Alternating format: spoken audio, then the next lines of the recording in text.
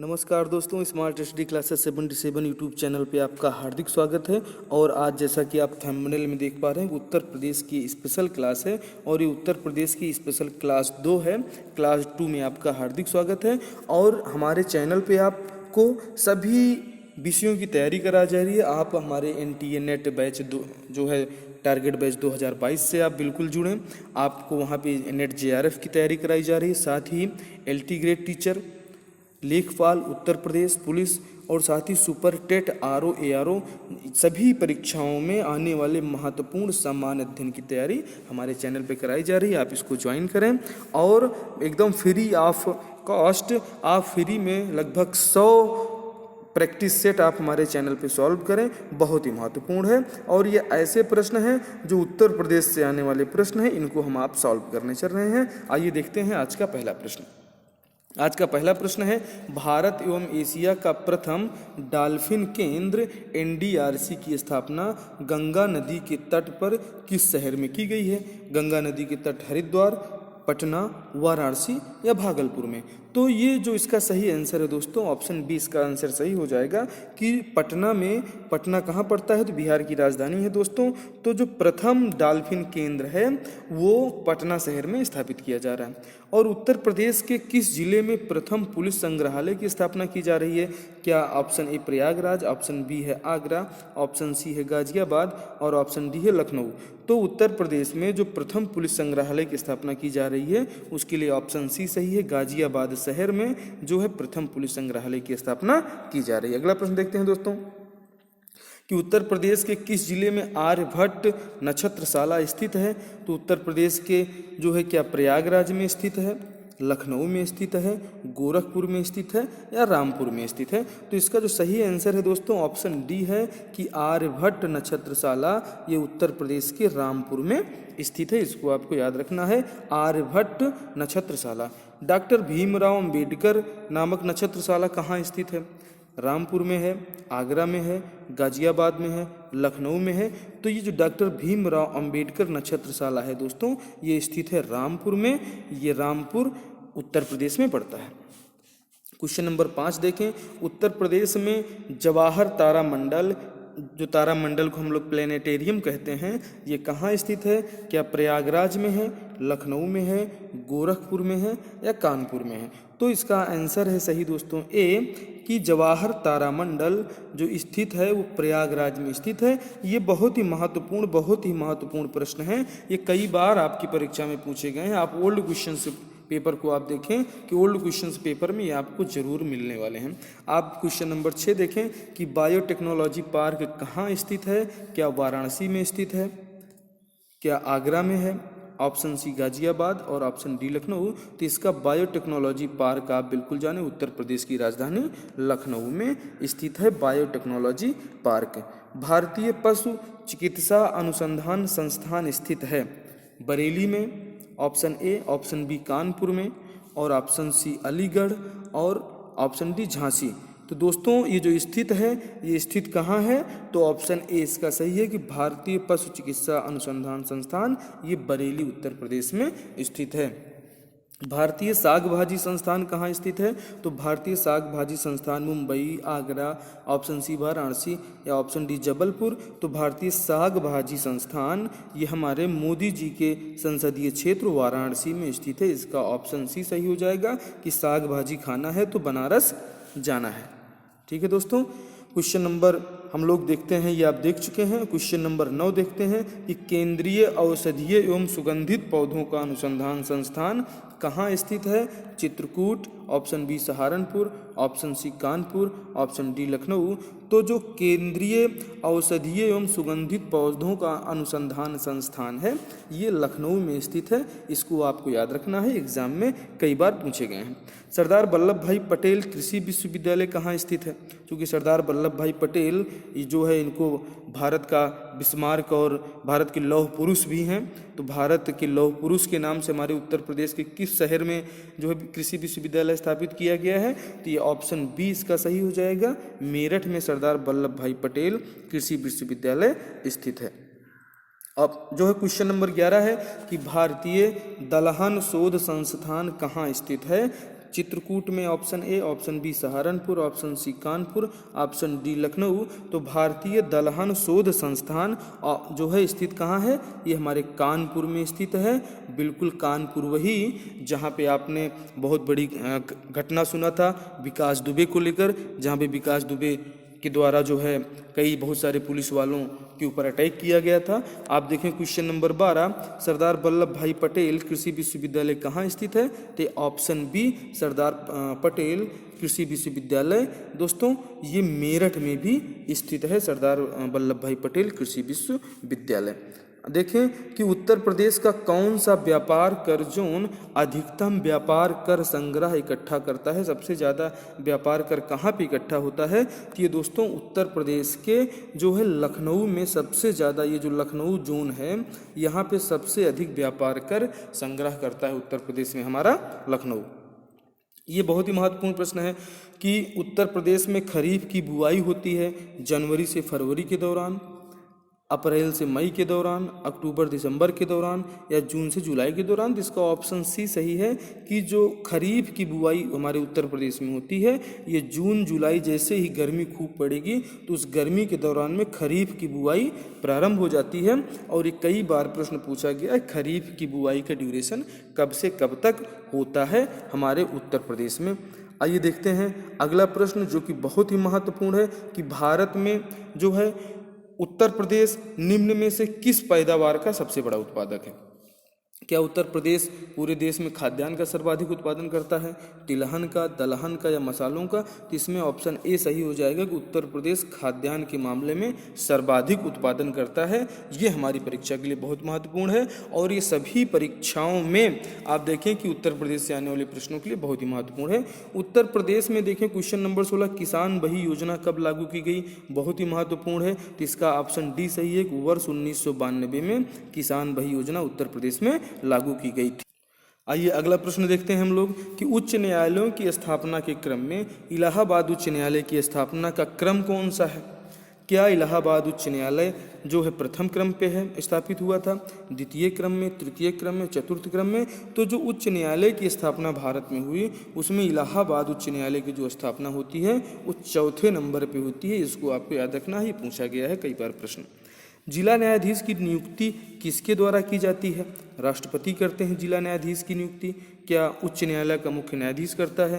क्या राज्यपाल महोदय करते हैं या इनमें से कोई नहीं? तो जो इसका सही ऑप्शन है दोस्तों ऑप्शन सी इसका सही है कि जिला न्यायाधीश की नियुक्ति भी राज्यपाल के द्वारा की जाती है। इसके बारे में बहुत ही महत्वपूर्ण तथ्य उनको हम समझ लेते हैं दोस्तों कि जो ये जिला न्यायाधीश होते हैं इनकी बहुत बड़ी भूमिका होती है।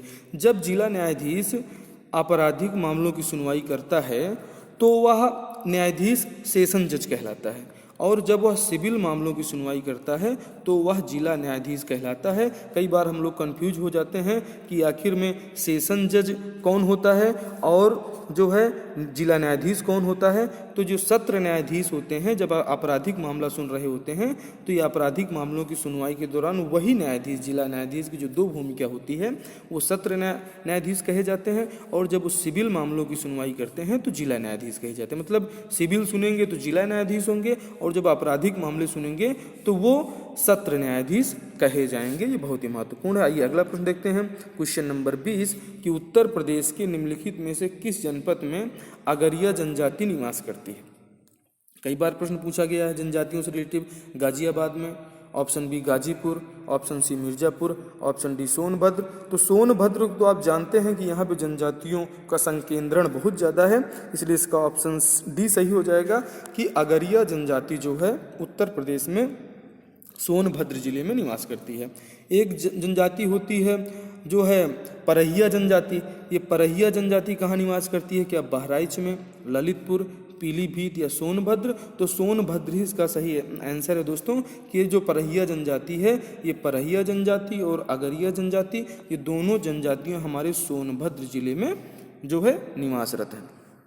अगला क्वेश्चन देखें, क्वेश्चन नंबर 22 है कि उत्तर प्रदेश में सर्वाधिक जनसंख्या वाली जनजाति कौन है? थारू, ऑप्शन बी गोंड, ये खैरवार है दोस्तों, और उसके बाद कोरवा। तो इसका ऑप्शन बी सही है कि उत्तर प्रदेश में भी जो सर्वाधिक जनसंख्या है वो गोंड जनजाति की है। गोंड जनजाति के लोग उत्तर प्रदेश में सर्वाधिक रहते हैं। और निम्नलिखित में से किस जनजाति में ब्राह्मणों का स्थान सबसे ऊंचा है? तो ये एक बुक्सा जनजाति होती है दोस्तों। ऑप्शन बी इसका सही हो जाएगा। आपको पनिका में नहीं जाना है, खैरवार में नहीं जाना है और आपको थारू में नहीं जाना है। आप ये जानें कि बुक्सा जो जनजाति होती है इसमें ब्राह्मणों का स्थान सर्वोच्च माना गया है। बुक्सा जनजाति भी ब्राह्मणों का सर्वाधिक सम्मान करती है। क्वेश्चन संख्या 22 है, उत्तर प्रदेश में सर्वाधिक जनसंख्या वाली जनजाति कौन सी है? तो आपने देखा कि गोंड जनजाति है। और ये जो हमारी ब्राह्मणों को सबसे ज़्यादा सम्मान करने वाली जनजाति है तो बुक्सा जनजाति है। क्वेश्चन नंबर 24 देखिए दोस्तों, सर्वाधिक अनुसूचित जनजातियों के प्रतिशत वाला जिला कौन सा है? क्या option A Mirzapur, Sonbhadra B, option C Gorakhpur या ऑप्शन डी बिजनौर? तो सर्वाधिक अनुसूचित जनजातियों के प्रतिशत वाला जो जिला है दोस्तों वो हमारा है मिर्जापुर में। सर्वाधिक अनुसूचित जनजातियां जो है जनजातियों का प्रतिशत पाया जाता है तो हमारे उत्तर प्रदेश में जो है मिर्जापुर जिले में पाया जाता है। ये बहुत ही महत्वपूर्ण है कि ऑपरेशन ग्रीन परियोजना का उत्तर प्रदेश में शुभारंभ कब हुआ? 1952, 1995, 2001 या 2005? तो इसका उत्तर सही है सी कि 2001 में दी ऑपरेशन ग्रीन परियोजना का शुभारंभ हमारे उत्तर प्रदेश में होता है। क्वेश्चन नंबर 26 बहुत ही प्यारा क्वेश्चन, सबसे लड्डू क्वेश्चन कि दुधवा राष्ट्रीय उद्यान किस जिले में है? क्या ललितपुर में है? ऑप्शन बी सोनभद्र में है, option C Lakhimpur Kheri, option D Bijnor. तो दुधवा राष्ट्रीय उद्यान से बहुत प्रश्न आते हैं, आप इसको याद रखें कि ये ऑप्शन सी लखीमपुर खीरी में स्थित है दुधवा राष्ट्रीय उद्यान। और नवाबगंज पश्चिमी बिहार निम्न में से किस जिले में है? गाजियाबाद, गोंडा, रायबरेली, उन्नाव? तो जो हमारा नवाबगंज पश्चिमी बिहार है ये उन्नाव जिले में पड़ता है उत्तर प्रदेश में। ठीक है दोस्तों, क्वेश्चन नंबर 28 देखें कि उत्तर प्रदेश में पाए जाने वाले जो प्रमुख खनिज हैं उनमें से कौन है? क्या तांबा और ग्रेफाइट उत्तर प्रदेश के प्रमुख खनिज हैं? क्या लाइमस्टोन और डोलोमाइट उत्तर प्रदेश के प्रमुख खनिज हैं? क्या रॉक फास्फेट या डोलोमाइट या इनमें से कोई नहीं? तो इसका ऑप्शन बी सही हो जाएगा कि जो हमारा लाइमस्टोन होता है और डोलोमाइट, ये जो लाइमस्टोन है दोस्तों, ये लाइमस्टोन और डोलोमाइट ये उत्तर प्रदेश में पाए जाने वाले प्रमुख खनिज हैं। सुरहा ताल पश्चिमी बिहार निम्न में से किस जिले में स्थित है? क्या बलिया में है? Option B Gonda, option C Raebareli, option D Unnao? तो ये सुरहा ताल पश्चिमी बिहार हमारे उत्तर प्रदेश के बलिया जिले में है। ऑप्शन ए इसका सही हो जाएगा। क्वेश्चन नंबर 30 है दोस्तों आज का, बहुत ही महत्वपूर्ण प्रश्न। अगर अभी तक आपने हमारे चैनल को सब्सक्राइब नहीं किया है तो बिल्कुल चैनल को सब्सक्राइब कर लें। और साथ ही आप NTA नेट JRF की अगर तैयारी कर रहे हैं तो हमारे इस बैच से जुड़ें, बिल्कुल आपको बहुत अच्छी तैयारी कराई जा रही है। साथ ही LT grade teacher, RO ARO PSC UPSC से संबंधित सामान्य अध्ययन के सभी विषयों के आपको हमारे चैनल पर हिस्ट्री, हिंदी, संविधान, भूगोल, साथ ही साथ संस्कृत, कंप्यूटर और भी सभी विषयों के महत्वपूर्ण प्रश्न आपको चैनल पे कराए जा रहे हैं। आप इसका जरूर अध्ययन करें। और ये प्रश्न देखें कि बॉक्साइट किसका अयस्क है? क्या लोहे का बॉक्साइट अयस्क है, एल्युमिनियम का है, तांबा का है या इनमें से कोई नहीं? तो जो बॉक्साइट अयस्क है दोस्तों ये ऑप्शन बी सही हो जाएगा, एल्युमिनियम का अयस्क है बॉक्साइट। उत्तर प्रदेश की सर्वाधिक लंबी नहर कौन सी है? निचली गंगा नहर, घाघरा नहर, केन नहर या शारदा नहर? तो ऑप्शन सी इसका सही हो जाएगा कि जो शारदा नहर है दोस्तों ये उत्तर प्रदेश की सर्वाधिक सबसे लंबी नहर है जो हमारे उत्तर प्रदेश में स्थित है। रानी लक्ष्मीबाई का नाम तो आप जानते ही हैं, रानी लक्ष्मीबाई को आपने बहुत बार पढ़ा है हमारे चैनल पे। तो रानी लक्ष्मीबाई बांध किस नदी पर है? बेतवा नदी पर, केन नदी पर, टोंस नदी पर या रिहंद नदी पर? तो रानी लक्ष्मीबाई कहाँ है? तो रानी लक्ष्मीबाई बांध बेतवा नदी पर बनाया गया है। उत्तर प्रदेश में सिंचाई का सबसे बड़ा साधन क्या है? नहरों से सबसे ज़्यादा सिंचाई होती है जो है ऑप्शन बी तालाब से, ऑप्शन सी कुओं से या ऑप्शन डी नलकूपों से। तो हमारे यहाँ जो उत्तर प्रदेश में सिंचाई का जो सबसे बड़ा साधन है वो क्या है दोस्तों? नहर है। ऑप्शन ए हमारा सही हो जाएगा कि हमारे यहाँ सबसे ज़्यादा सिंचाई नहरों से होती है नलकूप, कुआं और तालाबों की अपेक्षा। अगला क्वेश्चन देखिए, यमुना एक्सप्रेस वे, बहुत ही महत्वपूर्ण प्रश्न है दोस्तों। यमुना एक्सप्रेस वे के बारे में कई बार पूछा गया है कि ये यमुना एक्सप्रेस वे कहाँ से कहाँ तक है? क्या ये नोएडा से ग्रेटर नोएडा तक है, या ग्रेटर नोएडा को आगरा से जोड़ता है, या लखनऊ से प्रयागराज को, या ऑप्शन डी आगरा से इलाहाबाद। इसका ऑप्शन बी सही हो जाएगा कि Yamuna express way greater Noida से चालू होता है और ताज नगरी जो है आगरा तक जाता है, जहाँ पे ताजमहल है। क्वेश्चन नंबर 35 से 2011 की जनगणना के अनुसार उत्तर प्रदेश में सर्वाधिक लिंगानुपात किस जिले का है? अमेठी का है, प्रतापगढ़ का है, जौनपुर का है, या देवरिया का है? तो 2011 की जनगणना के अनुसार उत्तर प्रदेश में सर्वाधिक जो लिंगानुपात वाला जिला है वो ऑप्शन सी सही हो जाएगा। सबसे ज़्यादा कहाँ है? तो वो ऑप्शन सी जौनपुर में है। क्वेश्चन नंबर देखें 36 की आगरा शहर की स्थापना किस शासक ने किया था? बहुत ही महत्वपूर्ण है। बहलोल लोदी, इब्राहिम लोदी, सिकंदर लोदी, या इनमें से कोई नहीं? तो दोस्तों आगरा शहर तो आप ही जानते हैं कि यहीं पे ताजमहल है और कई जो है मुगल वंशों की, कई मुगल शासकों की राजधानी रही है। तो आप देखें कि ऑप्शन बी सिकंदर लोदी ने आगरा शहर की स्थापना की थी। और 2011 की जनगणना के अनुसार उत्तर प्रदेश में साक्षरता प्रतिशत कितना है? क्या 70 है? क्या ऑप्शन बी 68.21? क्या ऑप्शन सी 67.68? या ऑप्शन डी 65.41? तो इसका ऑप्शन सी सही हो जाएगा कि हमारे उत्तर प्रदेश की जो साक्षरता दर है वो 67.68% लोग हमारे उत्तर प्रदेश के साक्षर हैं। ये बहुत ही महत्वपूर्ण हो जाता है। और क्वेश्चन नंबर 38 देखें जो कि बहुत ही महत्वपूर्ण है। आगरा शहर की स्थापना किस शासक ने किया था? इसको आपने अभी अभी देखा कि इसकी स्थापना सिकंदर लोदी ने किया। और ये ऑप्शन बी इसका सही है कि ब्रिटिश काल में इसके बारे में जाने कि 1836 से लेकर 1858 तक आगरा उत्तर प्रदेश की राजधानी रहा। और सल्तनत काल में सिकंदर लोदी ने 1504 ईस्वी में आगरा शहर की उन्होंने स्थापना की थी और 1506 में उन्होंने इसको अपनी राजधानी बनाया था। और मुगल शासक बाबर ने भी आगरा को अपनी राजधानी बनाया, जो 1658 तक मुगल साम्राज्य की राजधानी रहा।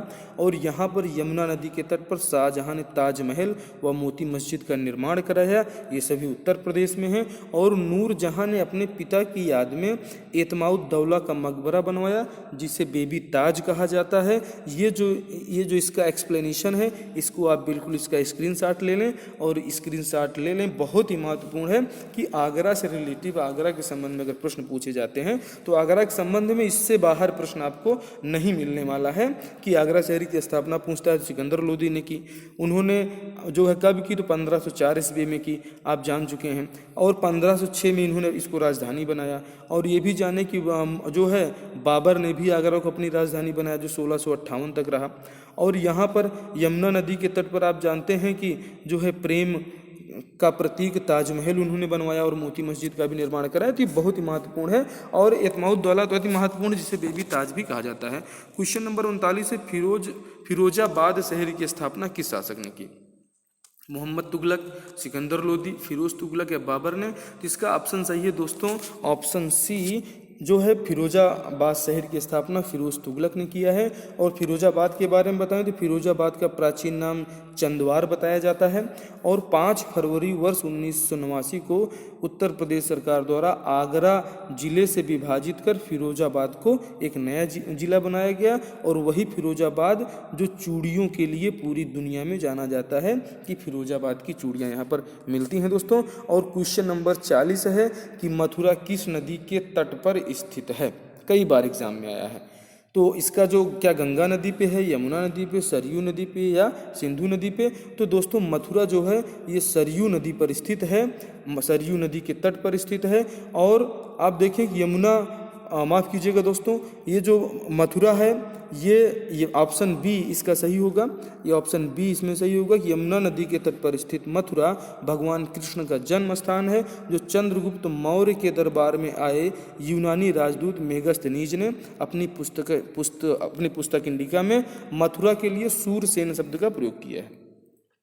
रामायण काल में मथुरा को मधुपुरा या मधुदानों के नाम से भी जाना गया है। और भारत का पहला हाथी अस्पताल मथुरा में खोला गया है। और उत्तर प्रदेश का पहला बकरी प्रजनन प्रयोगशाला वर्ष 2019 में यही मथुरा में स्थापित किया गया। और महाजनपद काल में ये सूरसेन की राजधानी रही है। आपको बिल्कुल इसको याद रखना है आपको कि मथुरा कहाँ है, तो यमुना नदी के तट पर है। इसको आपको बिल्कुल याद रख लेना है।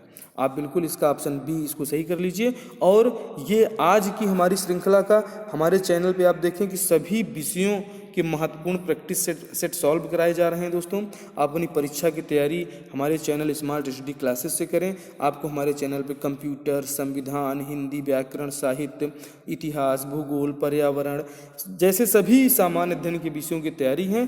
तैयारी के लिए हमसे ज़रूर जुड़ें और सभी राज्यों में होने वाली भर्तियों के लिए, सामान्य अध्ययन के लिए अपने जो तैयारी करने वाले छात्र हैं उनके बीच तक इस वीडियो को जरूर पहुंचाएं। चैनल पर सभी परीक्षाओं के लिए सामान्य अध्ययन की दमदार क्लासेस मौजूद हैं। आप भी इसका लाभ लें और अपने दोस्तों तक इसको शेयर जरूर करें। और हमारा स्मार्ट स्टडी क्लासेस बिल्कुल आपके लिए लाया है target net JRF 2022 batch Hindi paper 2 की तैयारी बिल्कुल निःशुल्क करें। पूरा पाठ्यक्रम आपको पूरा कराया जाएगा जो है। और आइए अपनी तैयारी हमारे साथ बेहतरीन बनाइए। और एक बार अभी तक आपने चैनल को सब्सक्राइब नहीं किया है, चैनल को सब्सक्राइब करें दोस्तों। और हम मिलते हैं एक नई सोच के साथ में, एक नई दिशा और एक बहुत ही अच्छे और सिलेक्टेड प्रश्नों के साथ में मिलते हैं अगले वीडियो में। तब तक के लिए जय हिंद, जय भारत।